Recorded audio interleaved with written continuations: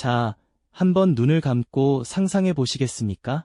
수천 년 전 찬란했던 페르시아의 한 상인이 되어 아직 아무도 가보지 못한 미지의 땅으로 발걸음을 옮기는 그 순간을 말이죠. 그 낯선 여정의 끝에서 그들은 과연 황금보다 값진 깨달음을 얻었을까요? 아니면 이성으로는 설명할 수 없는 공포와 직면했을까요? 위대한 제국의 이름을 걸고 떠났던 그 상단에게 과연 무슨 일이 벌어졌을까요? 역사서에도 제대로 기록되지 못한 채 전설처럼 떠도는 그 미스터리한 여정의 진실은 대체 무엇이었을까요? 오늘 우리가 함께 떠날 이 이야기는 단순히 길 잃은 캐러밴이나 도난당한 보물에 관한 수수께끼가 아니랍니다. 제국의 경계를 넘어서 마주하게 되는 인간 본성의 깊은 단면들, 그리고 서로 다른 문명들이 충돌할 때 벌어지는 예측 불가능한 일들, 나아가 우리가 흔히 미스터리라고 부르는 것들의 숨겨진 진실을 파헤치는 여정이 될 거예요. 잠시도 눈을 뗄 수 없는 흥미진진한 탐험 속으로 지금 바로 여러분을 초대합니다. 고대 세계의 심장이자 문명의 요람이었던 페르시아 제국을 떠올려 보십시오. 기원전 5세기 다리우스 1세와 크세르크세스 1세의 시대는 그야말로 페르시아의 황금기였죠. 드넓은 영토만큼이나 광활하게 펼쳐진 그들의 교역로는 동서양을 잇는 생명줄과도 같았습니다. 찬란한 수도 페르세폴리스의 시장은 세계 각지에서 모여든 진기한 물품들과 상인들의 활기찬 목소리로 늘 북적였고요. 비단, 향신료, 보석, 금은 세공품들이 넘쳐났고 제국은 이 모든 것을 통해 끝없는 번영을 구가했답니다. 하지만 제국은 여기서 멈추지 않았습니다. 늘 더 먼 곳, 더 새로운 부를 향한 갈망으로 가득했죠. 그리하여 어느 날 제국의 심장부에서 특별한 상단이 꾸려지게 됩니다. 이제껏 아무도 성공적으로 개척하지 못했던 동방 혹은 서방의 미지의 땅으로 향하는 대규모 교역로를 열기 위한 야심찬 프로젝트였죠.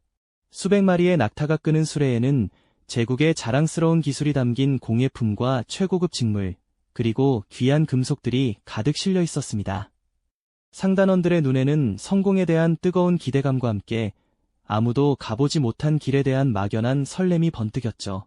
하지만 동시에 낯선 땅이 품고 있을 미지의 위협에 대한 아주 작은 불안감 또한 그들의 마음 한구석에 자리하고 있었을 겁니다.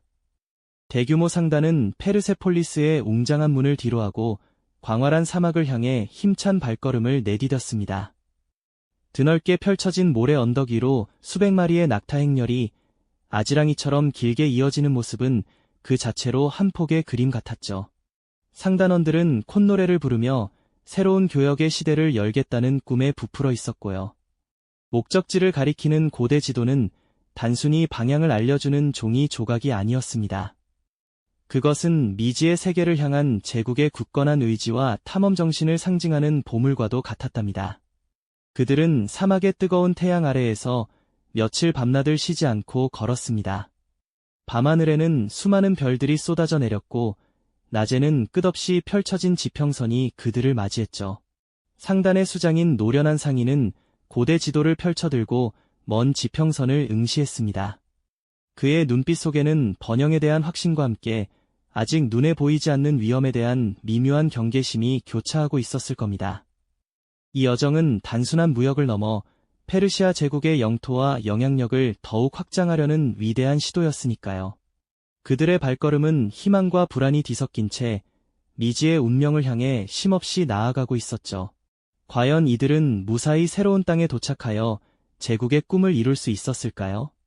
다음 이야기에서 계속해서 그들의 여정을 따라가 보시죠. 드넓은 사막을 가로지르던 페르시아 상단은 며칠 밤낮을 더 나아간 후에야 비로소 목적지에 가까워지고 있음을 직감했습니다. 끝없이 펼쳐진 모래 언덕은 점차 거친 바위산과 짙은 숲으로 변해갔고 공기마저 낯선 향기로 가득했죠. 드디어 미지의 땅에 발을 디디는 순간이었지만 그들의 기대감 속에는 묘한 불안감이 스며들기 시작했습니다. 새로운 교역로를 개척한다는 설렘도 잠시, 사막을 지나 숲으로 접어들면서부터 상단은 이전과는 다른 설명하기 어려운 기운을 느끼게 되거든요. 분명 무언가 심상치 않은 일이 벌어질 것만 같은 예감이 모두를 감쌌습니다. 가장 먼저 그들을 맞이한 것은 길가에 덩그러니 놓인 돌기둥들이었습니다. 닳고 달아오래된 고대 문명의 흔적처럼 보이는 이 기둥들에는 이제껏 페르시아에서 보지 못했던 기이하고 복잡한 문양들이 깊게 새겨져 있었죠.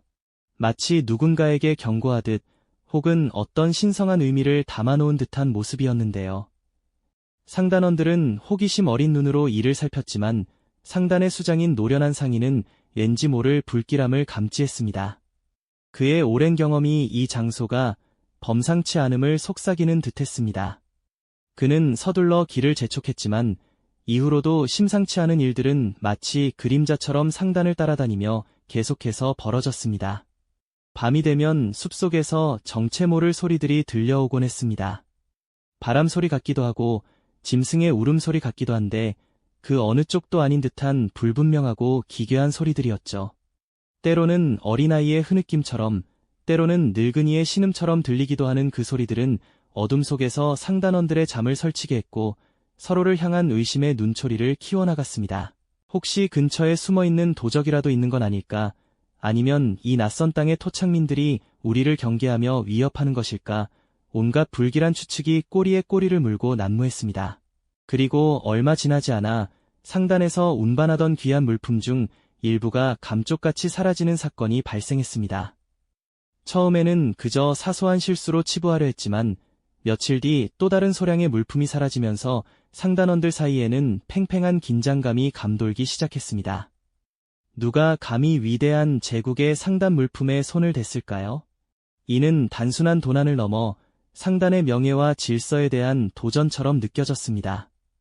서로를 의심하는 눈빛들이 오갔고 밤에는 더욱 삼엄한 경계를 섰지만 범인의 그림자는 잡히지 않았습니다.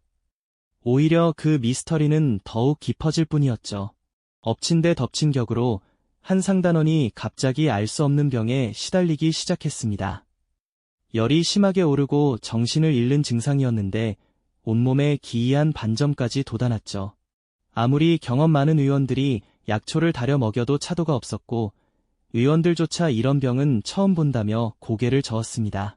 미지의 질병에 대한 공포는 상단 전체를 덮쳐왔습니다. 이 병이 혹시 전염되는 것은 아닐까, 다음은 내가 아닐까 하는 불안감이 모두를 짓눌렀고 상단원들은 서로에게서 거리를 두기 시작했습니다. 이런 불길한 징조들이 겹치면서 상단원들의 사기는 바닥으로 떨어졌습니다. 그들은 이 낯선 땅이 자신들을 환영하지 않는다는 것을 본능적으로 느끼기 시작했죠. 현지 주민들과 마주칠 때면 그들의 눈빛 속에서 알 수 없는 경계심과 함께 무언가 경고하려는 듯한 미묘한 신호를 읽을 수 있었습니다.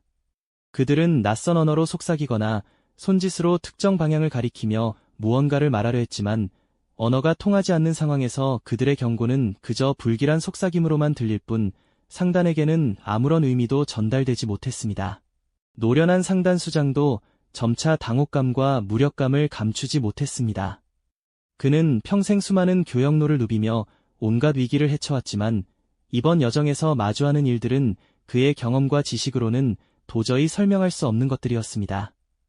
합리적인 해결책을 찾으려 애썼지만 미스터리한 사건들은 마치 살아있는 유기체처럼 예측 불가능하게 번져나갔습니다. 과연 이 상단은 이 낯선 땅의 기이한 징조들 속에서 무사히 목적을 달성할 수 있을까요? 아니면 예상치 못한 더 큰 위험에 직면하게 될까요? 그들의 여정은 점점 더 깊은 미궁 속으로 빠져들고 있었습니다. 상단의 여정이 미궁 속으로 깊어질수록 그들은 단순한 불운이 아님을 직감했습니다. 흩뿌려진 징조들은 마치 퍼즐 조각처럼 모여 하나의 거대한 위협을 형상화하고 있었죠. 노련한 상단 수장마저도 이제는 그의 경험으로 설명할 수 없는 초자연적인 힘이 작용하고 있다는 불편한 진실을 외면하기 어려웠을 겁니다.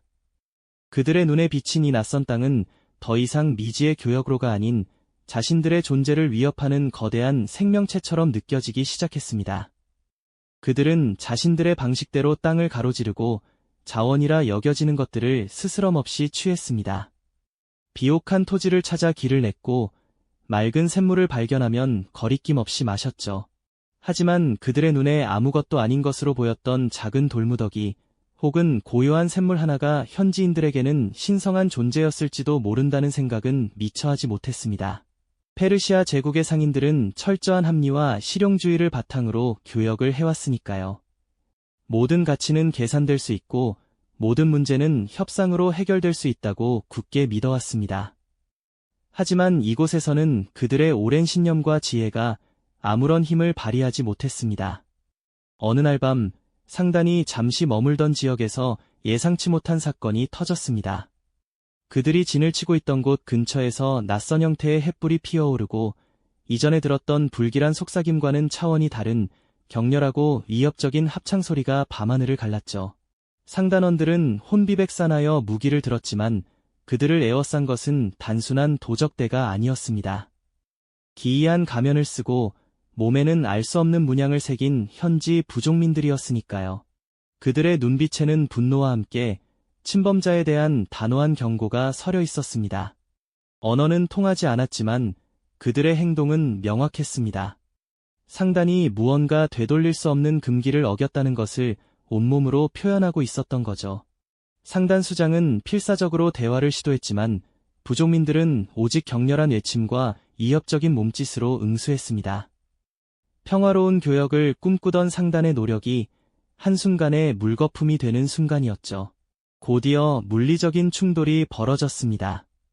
페르시아의 잘 훈련된 상단원들도 수적으로 압도적인 부족민들의 거센 저항과 그들이 사용하는 예측 불가능한 전투 방식 앞에서는 속수무책이었습니다. 상단원들은 이 상황이 단순한 약탈과는 다르다는 것을 본능적으로 깨달았습니다. 그들의 공격은 무작위적이지 않았고 물품을 탐하는 약탈자들의 그것과는 다른 어떤 의식적인 분노가 느껴졌죠. 마치 상단이 이 땅의 신성한 질서를 어지럽혔다는 듯 모든 행위에는 단호한 응징의 의미가 담겨 있는 듯했습니다. 그들은 자신들이 믿어왔던 합리적인 전략이나 무력이 이 땅에서는 아무런 의미가 없음을 뼈저리게 깨달아야 했습니다. 그들이 마주한 것은 이성으로 설명할 수 없는 너무나도 이질적인 세계관과 신념 체계였으니까요. 절체절명의 위기 속에서 상단원들은 공포에 질려 비명을 질렀습니다. 어떤 이는 무릎을 꿇고 애원했고 어떤 이는 필사적으로 맞서 싸웠지만 격렬한 저항은 오히려 부족민들의 분노를 더욱 키울 뿐이었죠. 사방에서 들려오는 낯선 언어의 고함 소리와 위협적인 북소리는 그들의 영혼을 잠식하는 듯했습니다. 화려했던 비단은 찢겨나가고 귀한 향신료는 땅에 흩뿌려졌습니다. 금세 공품들은 발길에 차여 부서지고 상단의 자부심이었던 모든 것이 한순간에 무의미한 파편으로 변해버렸습니다. 이 광경은 단순한 재산 손실을 넘어 그들의 존재 가치와 제국의 영광이 송두리째 부정당하는 듯한 충격으로 다가왔을 겁니다. 번영을 상징했던 비단과 향신료, 보석들이 한순간에 재가 되어 사라지는 모습을 보며 상단원들은 절망했습니다. 그들에게 미스터리는 이제 더 이상 알 수 없는 징조가 아니라 자신들의 생존을 위협하는 거대한 실체로 다가온 것이었습니다. 이 사건은 단순한 약탈이 아니었습니다. 그것은 문명의 충돌이었고 이성을 초월한 신념의 대립이었죠. 노련한 상단 수장 역시 망연자실할 수밖에 없었습니다. 그는 수많은 위험을 헤쳐왔지만 이처럼 근원적인 공포와 마주한 적은 없었죠. 그가 쌓아온 모든 경험과 지식이 무너지는 순간이었습니다. 상인들은 자신들의 세계관이 산산조각 나는 경험을 해야 했습니다. 그들은 이 미지의 땅에서 자신들의 지식과 경험으로는 도저히 설명할 수 없는 너무나도 이질적인 존재와 정면으로 부딪힌 것이었으니까요. 이제 이들의 여정은 더 이상 번영을 위한 탐험이 아닌 살아남기 위한 처절한 투쟁으로 변모하고 있었습니다. 그들의 눈앞에는 오직 불타는 잔해와 함께 이해할 수 없는 공포만이 가득했습니다. 불길에 휩싸인 교역품들의 잔해, 그리고 그 위로 맴돌던 이해할 수 없는 공포 속에서 상인들의 세계는 완전히 무너져 내렸습니다. 그들은 제국의 번영을 위해 떠났던 이 여정에서 자신들이 가진 모든 지식과 경험이 아무런 쓸모가 없다는 잔 브루텔한 진실과 마주해야만 했죠. 이제 그들에게 남은 것은 오직 생존이라는 단 하나의 목표뿐이었습니다. 눈앞에 펼쳐진 절망적인 풍경 속에서 살아남은 이들은 황량한 벌판을 쓸쓸히 가로지르며 돌아오는 길을 택했습니다. 상단은 그야말로 폐허가 되어 돌아왔습니다. 수많은 이들이 목숨을 잃었고 값비싼 교역품들은 흔적도 없이 사라지거나 재로 변해버렸죠. 한때 활기 넘치던 대규모 상단은 이제 초라하고 상처 입은 소규모 무리에 불과했습니다. 그들의 얼굴에는 피로와 좌절, 그리고 형언할 수 없는 허탈함이 가득했습니다. 텅 빈 눈빛은 멀리 지평선을 응시하며 자신들이 겪었던 일을 도무지 믿을 수 없다는 듯 침묵 속에 잠겨 있었죠. 파괴된 물품의 잔해처럼 그들의 마음 속에도 깊은 상실감이 자리하고 있었습니다. 하지만 이 절망 속에서 살아남은 상인들은 서서히 깨달음을 얻기 시작했습니다. 자신들이 미스터리라고 불렀던 그 이질적인 존재와 현상들은 결코 악의적인 의도를 가진 적들의 소행이 아니었다는 것을요. 그것은 그들이 한 번도 경험해보지 못했던 이 땅의 강렬한 자연의 힘이거나 혹은 자신들의 문명으로는 도저히 이해할 수 없었던 현지 부족의 깊은 신념체계, 즉 문화적 간극에서 비롯된 것이었음을 말입니다. 마치 거대한 폭풍우가 지나간 뒤에야 비로소 하늘의 웅장함을 깨닫듯 그들은 자신들의 오만이 얼마나 큰 재앙을 불러왔는지 반성하게 됩니다. 한때 페르시아 제국의 우월한 문명과 상업적 합리성을 굳게 믿었던 그들은 이제 그 신념이 이 미지의 땅에서는 아무런 힘을 발휘하지 못한다는 것을 뼈저리게 느꼈습니다. 진정한 교역이란 단순히 물건을 사고 파는 행위를 넘어 서로 다른 문화와 세계관을 존중하고 이해하려는 노력이 선행되어야 한다는 사실을 뒤늦게나마 깨달은 것이죠. 물질적인 성공만을 줬던 자신들의 탐욕이 오히려 더 큰 상실을 가져왔음을 인정해야 했습니다. 그 깨달음은 씁쓸한 여운을 남겼지만 동시에 이전에는 알지 못했던 새로운 통찰을 안겨주었습니다. 해질녘, 고독한 상인들의 실루엣이 황량한 벌판 위로 길게 드리워집니다. 그들은 이제 더 이상 과거의 오만한 상인들이 아니었습니다. 파괴된 교역 물품의 잔해 속에서 그들은 제국의 한계를 성찰하고 인간 본연의 겸손함을 배우게 되었죠. 이들의 고통스러운 여정은 단순한 비극이 아니라 인류가 미지의 세계를 탐험하며 겪는 성장통과도 같았습니다. 눈앞의 이득을 쫓기보다 보이지 않는 가치를 찾아야 하는 깨달음의 순간이었죠. 고대 페르시아 상인들의 이야기는 오늘날 우리에게도 깊은 울림을 줍니다. 우리가 현대사회에서 마주하는 수많은 문화적 충돌과 이해할 수 없는 현상들은 어쩌면 그 상인들이 겪었던 미스터리와 크게 다르지 않을지도 모릅니다. 우리가 미스터리라고 치부하는 것들이 사실은 아직 우리가 이해하지 못하는 타자의 문화나 자연의 섭리일 수 있음을 이 이야기는 강력하게 상기시켜주죠. 성급한 판단이나 오만이 얼마나 큰 비극을 불러올 수 있는지 그들의 경험을 통해 우리는 다시 한번 경고를 받습니다. 제국의 영광과 인간의 끝없는 탐험 정신 뒤에 가려진 타문화에 대한 존중과 상호 이해의 중요성. 이 이야기는 우리에게 바로 그 가치를 되묻고 있습니다. 그리고 세상의 모든 미스터리가 반드시 풀려야 하는 것은 아니며 때로는 미지의 존재를 있는 그대로 인정하고 받아들이는 것 자체가 가장 큰 깨달음이자 겸손일 수 있다는 철학적인 질문을 던지며 오랜 여운을 남기는 것이죠. 이 영상이 도움이 되셨다면 좋아요와 구독 부탁드립니다. 여러분의 응원이 제게 큰 힘이 됩니다. 다음 영상에서도 더 유용한 정보를 공유하겠습니다. 감사합니다.